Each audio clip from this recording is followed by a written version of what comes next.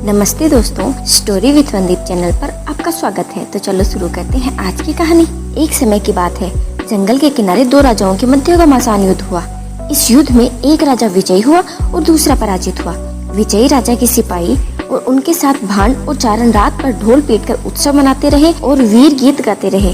सुबह सुबह तेज आंधी आई और आंधी में सिपाहियों का एक ढोल लुढ़क कर दूर चला गया और एक पेड़ से जाकर टिक गया। आंधी थमने के उपरांत राजा और उसके सिपाही अपने राज्य की ओर प्रस्थान कर गए। ढोल वहीं जंगल में पड़ा रहा। ढोल जिस पेड़ से टिका पड़ा था, उसकी सूखी टहनियाँ तेज हवा चलने पर ढोल से टकराती और ढोल बज उठता। उसकी आवाज पूरे जंगल में गूंज उठती।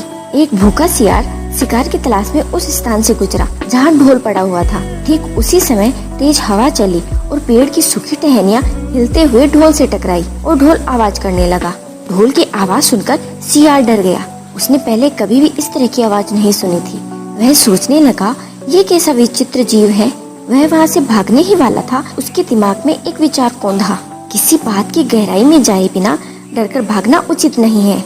मुझे इस विचित्र जीव के निकट जाकर पता करना चाहिए कि वास्तव में ये कितना बलशाली है। वह धीरे धीरे ढोल के निकट पहुँचा। वहाँ उसने देखा कि पेड़ की टहनियाँ ढोल पर चोट कर रही है और उससे ही आवाज आ रही है। सियार ने अपनी बुद्धि दौड़ाई और इस नतीजे पर पहुंचा कि यह अणी है, पेड़ की शाखाओं की मार से कहरा रहा है। वह स्वयं भी ढोल पर चोट करने लगा और ढोल बजने लगा। ढोल का स्पर्श करने के उपरांत सियार ने सोचा कि इस जीव का शरीर विशाल और मार्शल है।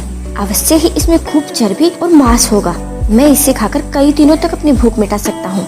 उसने ढोल के मोटे चमड़े के बाहरी आवरण पर अपने दांतों को गड़ा दिया। वह चमड़ा कठोर था। उसे काटने के प्रयास में सियार के 2 दांत भी टूट गए, लेकिन अपने जोरों की भूख को शांत करने के लिए वह वहीं डटा रहा। किसी प्रकार ढोल में छेद करके उसके अंदर घुस गया। ढोल अंदर से खाली था।